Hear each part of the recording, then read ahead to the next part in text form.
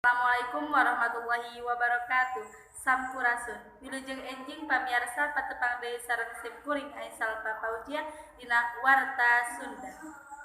Dina danget ieu simkuring bade ngawartakeun kajadian tsunami anu aya di Pangandaran.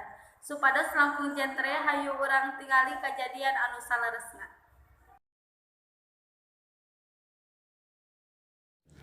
Dina kaping 21 Maret, aya kajadian tsunami di pantai Pangandaran. Tsunami disebabkeun ayana gangguan di dasar cai. Anu nyebabkeun tsunami pindahna sajumlah cai gede. Kajadian-kajadian ieu anu bisa nyebabkeun pindahna cai kawas ayeuna gempa bumi ti handap cai, longsor anu kajadian di dasar cai, muragna barang ka jero cai, kawas letusan gunung, meteor, atawa ledakan senjata.